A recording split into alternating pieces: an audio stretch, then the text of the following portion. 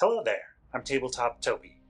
Today we're going to be doing a how it plays, really I would say how it works, of 20 strong Hoplomachus Victorum.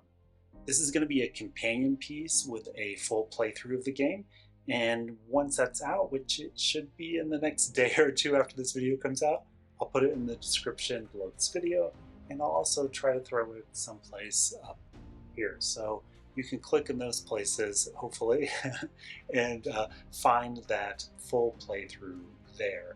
I will, in that playthrough, try to explain what I'm doing and how I could do that. So you'll get some of the rules doing that. So if you want to skip straight to that, then go to the playthrough. However, if you want to talk about setup and the actual rules, then this is definitely the place to be. And I say it's more of a how it works because I'm not just going to tell you what the rules are. I'm going to try to give you some context of why you might want to do different things to give you really out of the gate an idea of how the game functions. So it's not just strictly how to play rules, it's a how it works and what those rules sometimes mean and what those decisions you'll be making. So if you want that, then stick here and let's get into it. The 20 strong, kind of the system is just these things, and then the main part of the gameplay comes from the decks. So there were 3 decks originally.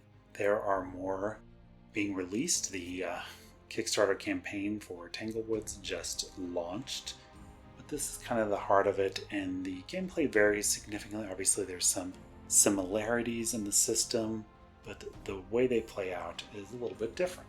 And the strength of these die is really, red is the strongest and has 1 crit and all the rest are hits. And then it goes purple has 1 miss, blue has 2, green has 3, and yellow has 4 misses, so just a crit and a hit. So that's the strength of the dice there. So looking at the Hoplomachus Victorum deck, you have the Scions, which are the bosses that you're going to face at the end. You choose one of these to fight. You have the hero cards. You choose one of these heroes, and then you will face 3 on the back side of these are Primuses. These are kind of sub-bosses, mini-bosses, whatever you want to call them. And in the standard difficulty, you face 3 of these before going on to fight the Scion. You have these 4 tactic cards. You choose one of these at the beginning, and then when you use these, they go out of your inventory back into the tactics kind of side deck, and you can get them later on to use again or choose one of the different ones. And then the main part of the deck is the conflict deck, which consists of the bloodshed enemies with the red background and skull, the sport enemies with the blue background and the arena, and then these opportunity cards, which are quests that if you complete, you get an item to put in your inventory. So the first thing you do is you choose the Scion, the big boss that you have to defeat in order to win the game. This decision will matter more, maybe what you have played more. They all play a little differently. But just really quickly, there are 2 different sides to these. It starts out on the spectate side. You can at any time basically forego your turn in order to heal 1 or recover one of your die that have been exhausted, which might not mean that much to them right now if you haven't played 20 strong. And there's a penalty though, and this is the penalty. It does show you the health and the damage the enemy will do. And then this is once you've defeated the 3 Primuses, you have to face the Scion, and this tells you how they actually operate. But for now, we are just going to shuffle these up and choose one at random. The rest just go to the side out of the game, and this should go on the spectate side to begin with and go at the top of your pyramid. It should be noted that at any time in the game, you can look at the other side to remind yourself of what happens, how that Scion operates. The next thing we do is we take this massive conflict deck consisting of those sport enemies, bloodshed enemies, and opportunity cards, and you shuffle these up and you build Vesuvius, which is what you're climbing to get to the Scion. So these go face up, and it's 9 piles, and you're putting 6 cards in each pile. So just in this 2, 3, 4 pyramid pattern. You have to to scoot you over there, friends. You do want to leave a little space between the rows here, which you'll see why here in a minute.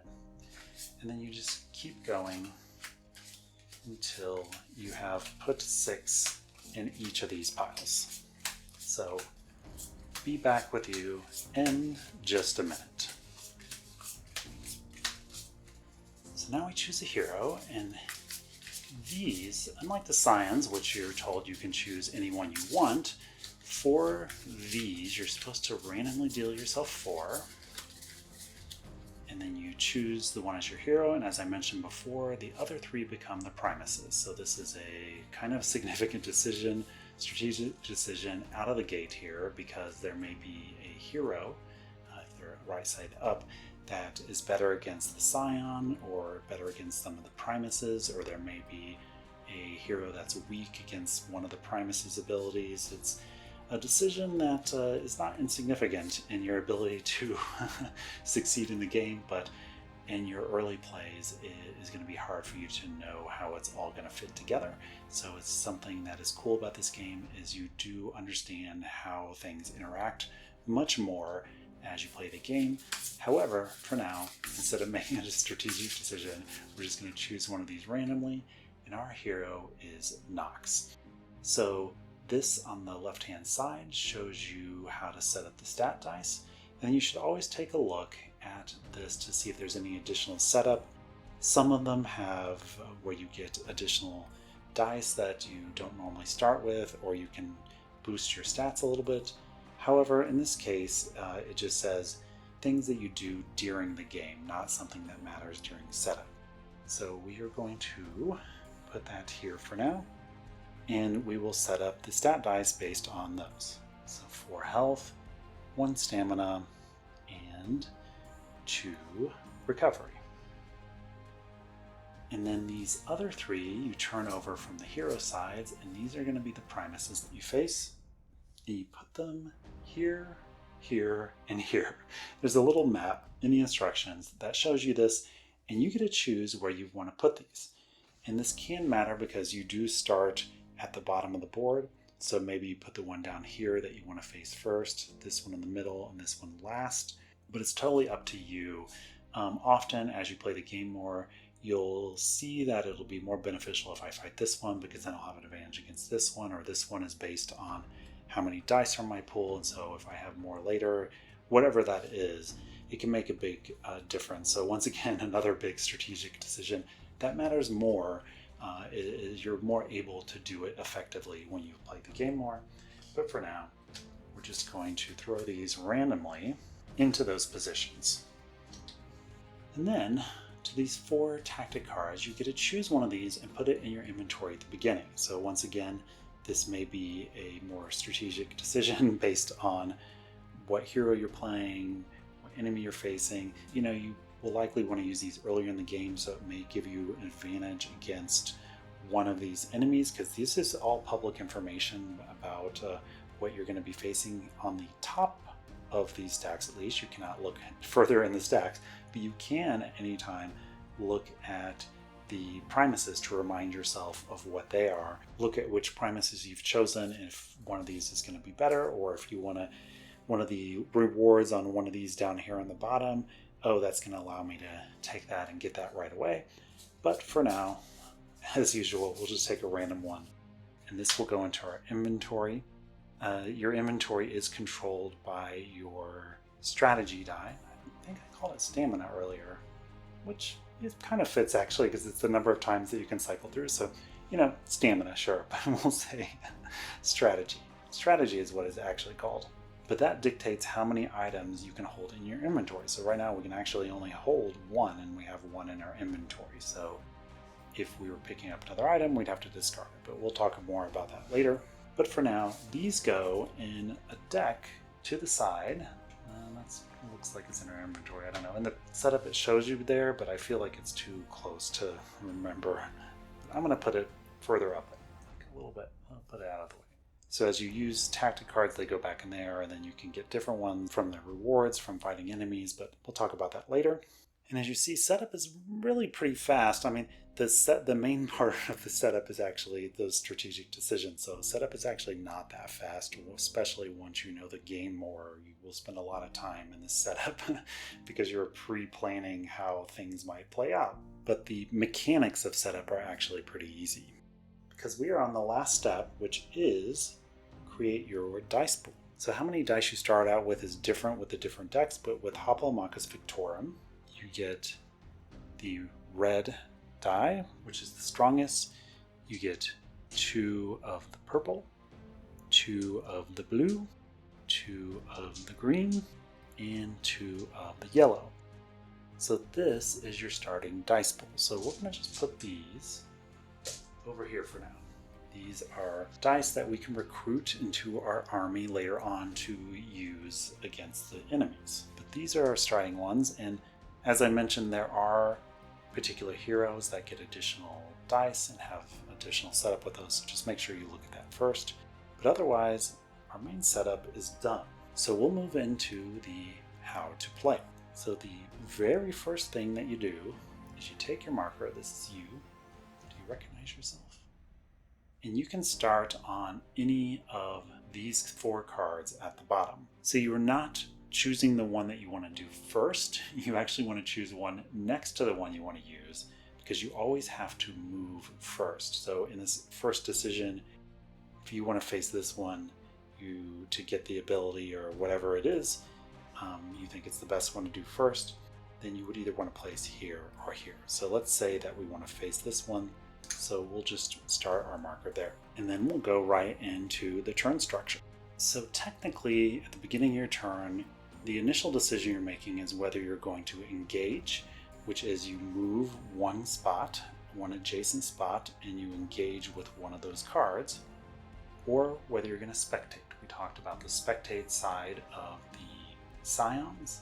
So if you're spectating, you first take the penalty that's on here, which we'll look at this one in just a minute.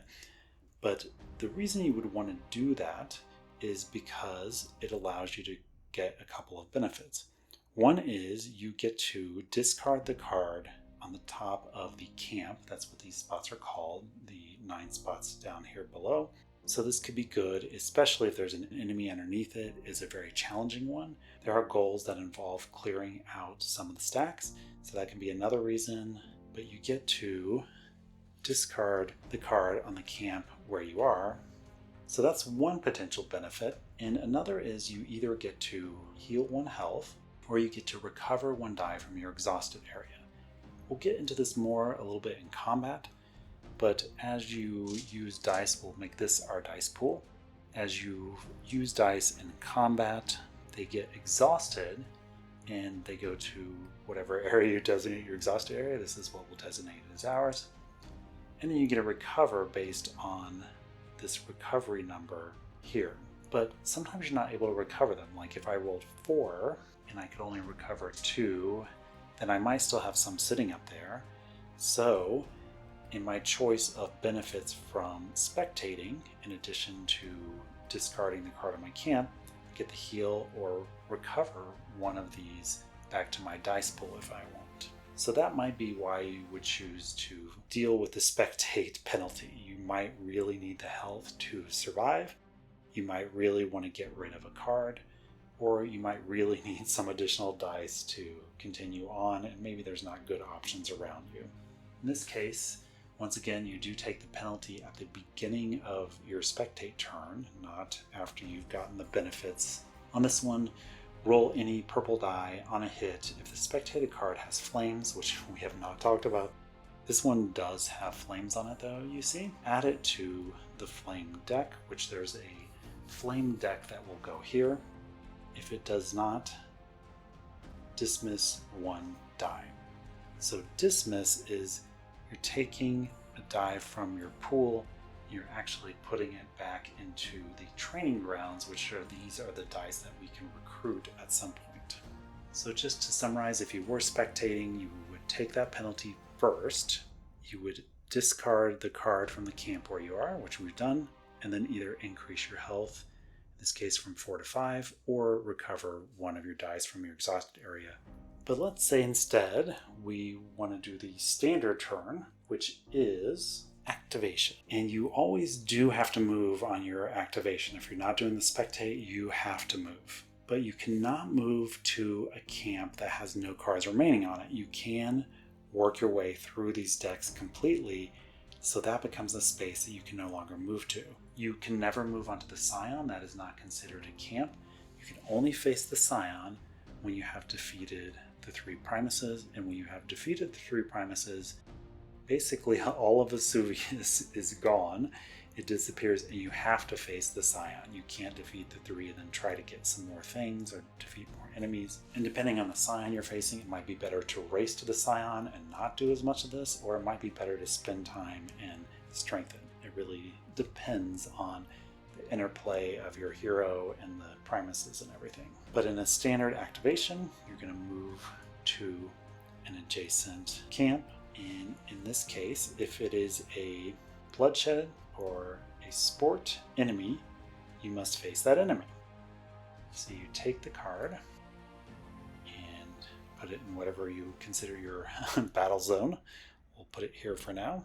And we have to face this enemy, which has 2 health. It can damage us 3. And then importantly with the bloodshed enemies, what this little minus symbol means is that if this enemy damages us, in the cleanup step at the end of that fight, you have to dismiss one of your die, which you can do either from your exhausted or from your pool, into the training ground. So that is out of your pool now until you recruit it back. So you want to try to make sure you have a reasonable probability, because that is also, like with the Scion's ability forcing you to dismiss a die, that's pretty hefty. So you want to be careful of those. And when you defeat an enemy, you get whatever reward is listed here at the bottom. So in this case, with the crossbowman, you immediately, the electric symbol means immediately, get to strengthen 1 die. So strengthen 1 die. So what that means is you could take a yellow one, and we talked about the different hit ratios on there. And there's actually, if you have the main instruction manual, the general rules that play for 20 strong for the whole system, I always look at this because for some reason, blue and green, I mix up, or I think yellow should be by red. I don't know. My brain cannot retain this. I'm getting better as I play the game a lot more. You could strengthen a blue to a purple, a green to a blue, and a yellow to a green. So going up 1 in strength. So the way you would do that is you would put this there, and then you would take a green. So we have strengthened that die if we make that exchange. So just so you understand what that reward is. And so these electric symbols, the lightning, I guess I should say, is an immediate benefit as soon as the enemy is defeated. And then just for a comparison, the sport enemies, their rewards are interesting because they have a choice. There's always an alternate choice. There's the main reward, which in this case is discard the top card from the flame deck, which we still haven't talked about, but the flame deck goes here. So you'd be able to take one of those cards and put it over here.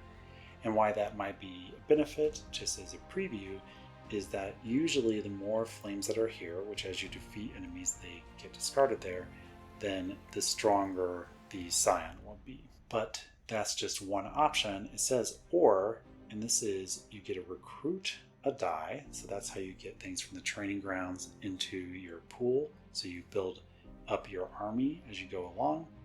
Or you can take one of the tactic cards that are in tactic pool, I guess we'll call that.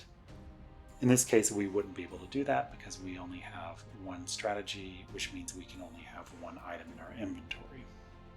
But that's kind of the main distinction in terms of the basic functionality of the bloodshed enemies versus the arena enemies, is that you always have this choice of recruit a die or take a tactics card instead of whatever the other reward is, whereas on these, the rewards on the bloodshed are just whatever they are. And the bloodshed ones have that additional penalty of dismissing a die if they injure you.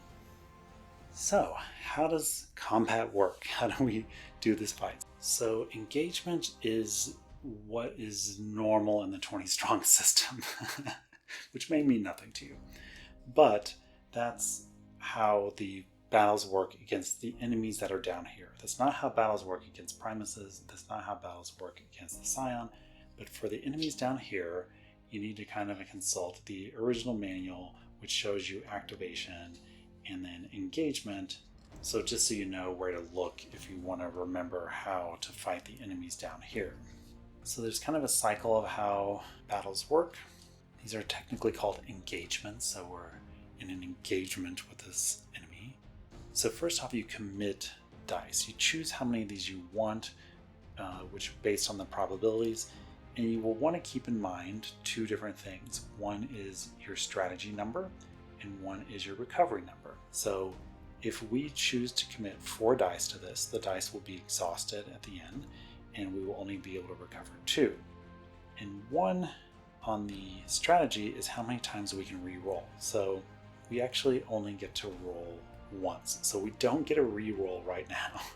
So in this case, it's 2 health. So the way you would kind of think about this is the red's always going to hit. So often you're going to want to have the red there because you're either going to get a hit or a critical. In this case, if we got a hit, a normal hit is 1 damage. And that's that one right there, just as a reminder. And then a critical is 2 damage. So we're at least going to get 1 there. Now we can recover 2 dice, so we should at least do 2. So a purple has 1 miss. So it's not super likely that we will get a miss. But if you don't defeat the enemy in your rounds of strategy, then they get to do this amount of damage to you, which is 3. And you notice we only have 4 health. So for this particular hero, some heroes have defense or different things. That would be significant to do that. So you would have a question. It's all about probabilities. And when you're playing with dice, there is a luck factor to your ability to succeed. Do you just do the 2, like most likely we'll get 2 hits out of this? Or are you more conservative, you do a third, but then you can only recover 2? So maybe you go for that risk, because otherwise you're going to start getting too many dice up here and not have them to use here. And as you get to the stronger enemies, that can be problematic. So that's kind of the thought process around how many you'll be committing here at the beginning. We're going to say most likely we'll get 2 hits from this, so we will stick with just these 2. So we have committed these 2 dice, and they are in our dice cam right here. The second step is roll dice. So in this case, oopsie, we actually missed. So that's unfortunate, but you can at this point apply dice is the third step. So you've rolled the dice, so I could apply this hit to there. I hit for 1, and now they only have 1 health. So now this is where the strategy level that you're at makes a huge difference. Because our strategy level for this character is only 1, our turn is done. The engagement is over. We are not able to do anything else. So we've only hit it for 1, and we're unable to repeat the strategy phase, which the strategy phase consists of the commit dice, roll dice, apply dice. So if we had 2, for example, right now we would be able to just roll these again because we get to do the strategy cycle again. But you start at the beginning of the strategy cycle, so you can actually add a die. You're like, gosh, I missed. That is awful. Let's throw another one in here, and now you can roll that as well. So you can actually add dice in a subsequent strategy phase. But we're stubborn, and we're saying, no, we think on the second roll we can do it. And so in this case, we actually did it. And so we would apply these dice. If that were the case, if we had had a 2 and we could apply these, the enemy is defeated. And if they have this lightning symbol on them, you get this right away, right when they're defeated. Strengthen 1 die. So we would pause and say, which of these would we like to strengthen? Let's just say we'll do a green to a blue. Gaining an instant reward is optional. There are particular edge case scenarios where you might not want to strengthen a die because color or the proportion of dice you have matter, which we will not dive into, but generally you would want to take that reward of strengthening the die. Once you have either defeated all the enemies or you've done all of your strategy phases and can't roll anymore, you move into the resolve phase, which is suffer damage. So in this case, we've defeated this enemy, so we would suffer no damage. We would apply after effects, which we will talk about in a minute, because this enemy does not have an after effect. You exhaust the dice, so whether they were misses or hits, you put those in the exhausted area. You then get to recover, so this is where this number matters, the recover die. So we get to recover 2, so in this case we get to put these both back into our pool. You now get to gain any item rewards, which, like the after effects, this enemy does not have that, so we'll talk about that in just a minute. Started with a more simple one, so that you can see that first, and then add on the layers. And then you have cleanup. So you remove all of the conflict cards, whether the enemies are defeated or not, and you put them in the discard. Now, that's the general rule for 20 strong. In Hoplomachus Victorum, though, we are finally going to talk about those flame symbols. So this does not have flame symbols. So this one would go into our discard, which is the normal 20 strong rule. But if it had been one of the enemies with flames, this is Scion Influence. So any of these, you defeat them, and if there's 2, there often will be a really good reward. In this case, the instant reward is +1 to your lowest stat, which increasing stats is a definitely awesome thing. But when you defeat an enemy with the Scion Influence, the flames, they go upside down right here in the Scion Influence. I don't know why I need to say it like that, but Scion Influence, and it just feels right to me. And we'll return back to that in a moment. So in Hoplomachus Victorum 20 strong, you would either discard here if there are no Scion Influence, or you would put it face down here if there were. But let's rewind for a minute and say that we did only have the one strategy, which we actually only had. And we had that unfortunate roll, our first roll, which was the 1 purple miss side, which I could not find, and this. So we are not allowed in this case to commit more dice or re-roll, because we can only do that strategy phase, which is commit dice, roll, and apply 1 time, because we only have 1 strategy. So it doesn't really even matter whether we apply this die or not, but we will. And once you're out of strategy, even if you have not defeated the enemy, you move into that resolve phase. So if we had not defeated this enemy, which is what would have happened in reality with Nox, we would take that 3 penalty, so down all the way to 1 in the very first engagement of the game, which you can see how brutal it can be. It's a bit like Final Girl in that way, that you can definitely have brutal rolls. So if you are opposed to dice luck, but I like it because it's a mix of strategy and luck, kind of like you feel like you might win, and as long as it feels balanced and you can have some mitigation, which you can, then it works for me. That aside, we would normally have a bloodshed penalty, which would mean taking one of the die in our pool or exhausted area and dismissing it. But because it's Nox, we actually get to ignore that. So only because it's Nox, we wouldn't have to do that in this case. You would move the exhausted dice that you had committed to that exhausted area, just like before, and then you would recover the 2. And then this would just go and discard it just as when we defeated it. So that's a basic combat cycle. So we'll just discuss some of the other twists and turns that exist with the combat encounters.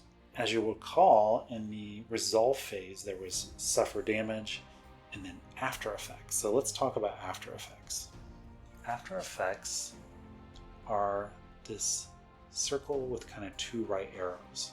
After effects occur regardless of whether the enemy was defeated or not.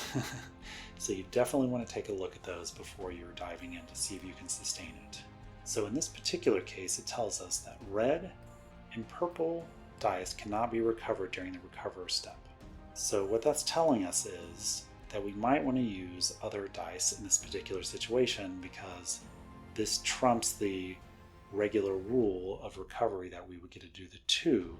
So if we had only rolled that purple and red one, then we would actually not be able to recover anything in the recovery step because of this after effect.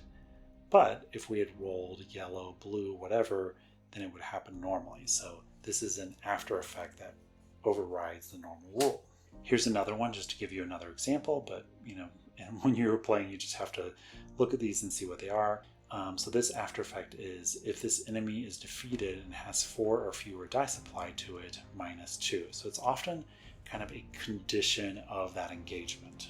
You can actually apply more dice than needed to defeat an enemy, so you can meet this condition. So these after effects you need to be looking at before you engage with these enemies.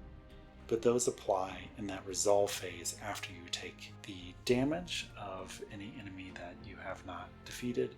You have to do the after effects, and this is true whether or not you have defeated the enemy. So even if you defeated the enemy, that after effect would still happen during that resolve phase. So you may recall also, so there in the resolve phase is the suffer damage, the after effects, which we just talked about. You move the committed dice to the exhausted area. You recover, but there was one more step before cleanup, and that was gain item rewards. So that lightning symbol is the instant reward that happens immediately when the enemy is defeated. But there's this other symbol, which is kind of like this downward arrow kind of location symbol, not really sure what that is. This is considered an item reward. Would go into your inventory. You're collecting that item kind of at the end of the battle. It's kind of your spoils of your victory, and you can put that in your inventory. But that is, of course, only if you have space in your inventory. In this case, we would not, although we could discard our tactic card if we want to take this item if we wanted. But in this case, because it is a sport enemy, we could recruit a die or take a tactic card instead. But these item rewards don't happen until the end of the resolve phase, after the engagement is complete. And that does matter because some of these strengthened die, when you're facing multiple enemies, might actually help you in the middle of the engagement that you're in. If you're saying, wait, you can face more than one enemy at a time? Well, that's a great question, and so let's talk about that right now. So this enemy that we just looked at, actually, let's say we are here. We just moved here on our turn. Let's say our turn started there. We moved to this camp. So we're engaging with this enemy. So this would go to the engagement area. But you'll notice there's this +1 skull. So what that means is you now have to take one additional enemy from one of the connected stacks. So let's say we decide to do this one for whatever reason. So that would be pulled into battle as well. Now there are enemies with 2 skulls, so you would have to take 2 enemies from adjacent stacks, and chaining can occur. So let's say this one there, we're moving there, we engage with this enemy, that's 1 skull, and for whatever crazy reason, we take this enemy from the adjacent stack. We would have to take 2 additional enemies from the attached ones to that. So you can add a bunch. In this case, we actually are quite lucky because there's not a lot of adding enemies. But if you have a lot of these, you may end up in a situation where you have no choice but to take, 3 or 4 enemies at a time, which maybe wouldn't be too bad later in the game, but earlier on that can feel pretty brutal. So that is adding enemies. So 2 more effect types to talk about in addition to the after effects we've already discussed. One of them is during effects. So that's this little upside down water droplet in a circle. I'm not sure what that is. These apply only while this enemy is alive. So when this enemy is defeated and you put it on its side, then that effect does no longer matter. And this is important because sometimes it'll say you can't use certain kinds of die, or you can't apply to any other enemy except this one, or you can only apply to this one if other enemies are defeated. Whatever that is, it only exists while this enemy is alive. So in this case, at the end of the first applied die step of the engagement, if this enemy is not defeated, -1. So this would be a motivation to defeat this enemy first. So in this case, it's the first apply. So you would have to do this with your first roll. After that first roll, if we can't apply dice to defeat this enemy, we would get a -1. But but it's only the first apply die step, so thankfully that's only a one-time deal. But there are ones that are persistent throughout. Some can actually be positive. In this case, Obscene Oracle, the Deering effect is -1 health to 1 active Primus. If you are fighting a Primus and it has add an enemy, if you can make it so that you can add this enemy, then you would actually get a benefit against a Primus. Some of these Deering effects are brutal, so this one is rewards cannot be gained. So if you don't defeat this enemy, then you're not going to get any rewards from the battle. And then just one more example, another Deering effect is critical hits cannot be applied to enemies. So those are the ones that do 2 damage, so you just can't apply them to any enemies.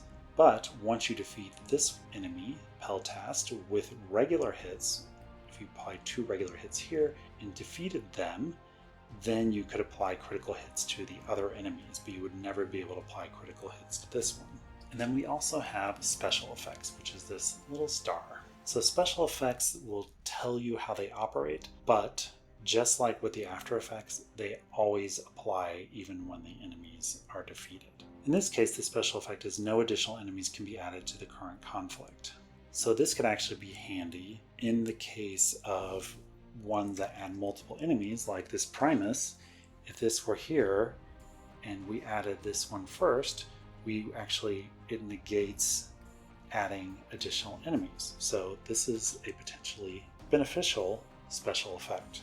But don't get your hopes up because they are all not positive. So in this case, the special effect with Warseer is at the start of the engagement, -1 health, or discard an item. So that happens at the very beginning, and that's just what happens if you're facing this enemy. So here's another one just as another example. This one is red and purple dice cannot be committed. So this is whether they're defeated or not. So I guess the final note I'll make is on the Scion Influence discard deck. And these are added to the top of that deck. You could just stack them as like this, but it could, depending on the situation, you might want to keep track of how many of those there are. So you can do something like that and spread them across so you have an idea of what that looks like, because certain enemies, in this case, yes, it does matter. So each round of combat, we'll talk about Scion battles, but add an enemy and then add an additional enemy for every 3 flames. So each round of combat you're doing, the more flames, the more enemies that Pluto's going to pull in. So that'll be something you want to really monitor when you're facing Pluto. But the important thing with Scion Influence is it's only defeated enemies. So if we faced this enemy and did not defeat it, it actually goes into discard. And it's kind of a yin-yang. We're not getting the benefit of this, but because we didn't defeat it, then Pluto's not gaining its strength because the influence has not increased. I don't know what the logic is there, but you put it in the discard instead. However, if we defeated this enemy, for example, it does have a Scion Influence, but it is an item reward. So if we defeat this enemy and we decide to put it in our inventory, just say that we decided to discard that item, or we used it previously, so we have room in our inventory, which is only 1. When we use this item to do whatever that does, it does go here. It does not go into the discard. So that's important to note. If it's an item reward with Scion Influence, when you use the item, because you did defeat that enemy, it is going to go there. All right, and before we talk about the Primuses and the Scion, let's talk about opportunity. So these green cards, if on our activation we decide to move to this camp, we get to take this opportunity card and put it in our inventory. So you would have to have room in your inventory to take it. And then what this becomes is basically a quest. And it's kind of a challenge, really. Not Quite Dead is what this one is called. Start a Primus conflict with 1 health and successfully complete it. So then we would get to turn this over and get this reward. Sometimes these are a one-time reward, sometimes they are an ongoing reward. It does show you on the front where the quest is listed what the reward is, so that you can be reminded of what you're going to get, but once you complete it, you do flip it over. In this case, it is an ongoing reward, which is what that little infinity symbol means. So Vampiric Blow, each time you defeat an enemy using only green dice and or yellow dice plus 1 health. So this is considered an item as well, but it's an ongoing item versus the arrow symbol, which is a one-use item. So we could, if we wanted, discard this ongoing effect if at some point it doesn't become beneficial for you for whatever reason, if you wanted to bring another item in. Some of the rewards for opportunities are instant. In this case, discard 2 cards from the top of the Scion Influence deck. And some of these instant rewards have a special bonus depending on what the Scion is. So in this case, if Hydra is the Scion, discard up to 2 more. So if you see these and you see one matching your Scion, you might want to seek those out and go for those because often those rewards are pretty good. And here in the context of addressing the opportunities, we actually have discussed everything you need to know about items. You already knew that your inventory is controlled by the strategy die. So if this is 5, we can actually have 5 items. You have the single-use items that once they're used, they get discarded. The persistent items, ongoing items that stay in your inventory if you want. You have the tactic cards, which you can gain through different abilities or through the sport alternative choice of either the reward on the card or recruit a die or gain a tactic card. And when the tactic cards are used, they do go back to that tactic pool, we'll call it, but you can get those back again if you want. All right, so we've talked about how regular combat works. So let's talk about the Primuses. So we are on a Primus right now, very conveniently. When you move to a Primus camp, you can either face the enemy on top or you can choose to face the Primus. That is your choice. And as a reminder, you can at any time pull out the Primus and see how they operate. In this case, adding 2 enemies, and the special action is items cannot be used, and this is a special effect. So even if you defeat the Primus first before the other 2 enemies, you still would not be able to use items. It has the health and the damage just like normal enemies, but you'll see there's this extra little area, the Bane. This is something that happens after you defeat the Primus, and it is never good. And it is situational, though, in terms of how bad it can be for you. So this is part of your management strategy, is looking at these and evaluating when it's best to face different ones. So in this one, it's either banish a tactic from your inventory or the supply, so also from the tactic pool, or -1 to any stat. Make this choice 4 times. So you either have to banish from the game. Banish means you take it out of the game completely. It cannot go back in, or -1 to any stat. Then recover all dice. So there's the positive, I guess. There are opportunities in different cards that do allow you to ignore Banes. So that's something to definitely be on the lookout for, especially if it's a Bane that is really damaging to you for whatever reason. So there are a few different things with how Primuses operate. So the main part is the same. So in this case, we go here, we would add 2 enemies. So 1, 2. And just a side note about adding enemies, that if there are not enemies adjacent that can be added, then you do not add additional enemies because it is impossible to add them. And sometimes there can be a strategy to that, actually. But anyway, back to the Primus. So what's different here is that all enemies have to be defeated. So you will have multiple rounds of engagement. So we would do 1 strategy round, which is the commit dice, roll dice, apply dice, and then you would do the resolve phase to take damage from undefeated enemies, any after effects, etc. But then you would complete that cycle again anew. So you would have another chance to commit dice based on your strategy number. Commit those dice, you'd roll them, you'd apply them. Hopefully you've defeated them. But if you haven't, then you'll take damage again, continue on. And with Primuses, they have to be defeated. So when you're engaging with the Primus, all of these enemies have to be defeated. So often it will be later. It'll be when you hopefully have enough dice in your pool to manage all of these. So in this case, it'd be 5, 8, 11. So we would be rolling a lot of dice. Often the Banes do allow recovery of dice. It just depends though.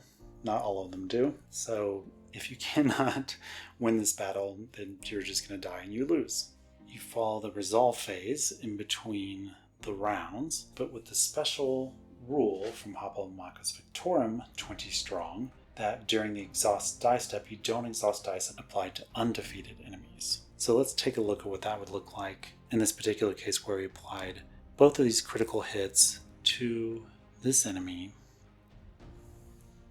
All of these would be exhausted. We would suffer the damage. Once again, we would die, but we're going to pretend we didn't die. Any after effects, which we're not going to look at in particular in this case. You do the recovery phase, which we would probably do our strongest ones back into our dice pool, the red and purple. You'd gain any item rewards if you had those on defeated enemies. And then you would clean up only defeated enemies in this case. So this enemy would go here. The Scion will kind of go away, and you'll ask, what about his Bane? Well, we'll talk about that in a second, but let's just, above the battle, let's do it over here. So the Primus is on the side waiting for us to defeat this last enemy, because under the Primus conflict rules, we do have to defeat all the enemies, even after the Primus has been defeated. So say we did the next round and we didn't die. Let's pretend we had 2 and then went down to 1 with that last application of that damage. You'll note if it is a bloodshed enemy that we would still get that penalty of having to dismiss a die because it did damage to us. So, I don't know. That would have happened. So we roll, and let's, through magic, we got 3 in the second round. So now we apply those. The enemy's defeated, we get the instant effect in this case, and because all the enemies are defeated, then we go into the resolve phase. And it's in this resolve phase where all of the enemies have been defeated in the Primus conflict, whether it was the Primus in that round or not, but it's just in the cleanup phase after all enemies are defeated that the Bane actually happens. And the Bane is resolved at the end of the cleanup. So we would not take any damage because we've defeated everything. We do any after effects, which it doesn't look like there is in this case anyway.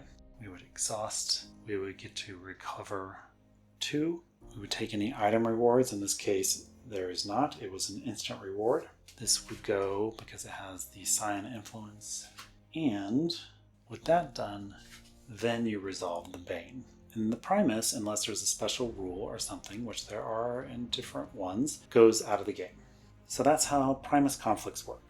The main thing, which is very clear in the rules, which is all enemies have to be defeated in the Primus engagement. During that exhaust phase of the resolve, you only exhaust dice on defeated enemies.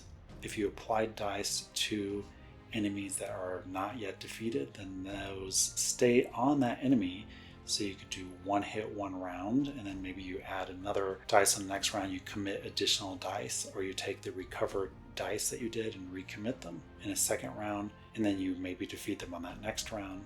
You can do the Primuses in any order, but here comes the exciting part. Once the third Primus is defeated, we immediately enter the endgame state. So no matter where you are, you immediately pop up here. All of the camps, now you will not have this many cards left most of the time. These all just go away. Generally, you're going to have a lot more in the Scion Influence, and you might have more items and hopefully better stats and hopefully more dice. But for the sake of instruction, here we are. So then it really is just about you and the Scion. So you kind of just have to look at the instructions and figure that out. So in this case, this is telling us about the enemy activations, and then there's a during effect. Before each commit die step, you must dismiss 1 die. So that is pretty brutal. And then in after effect, you may return the weakest die that is applied to a defeated enemy.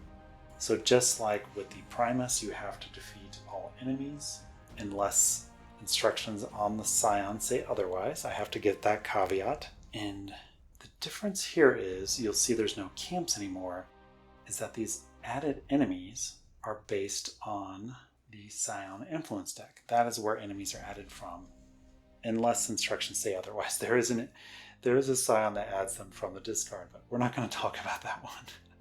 I'm glad I didn't draw that one.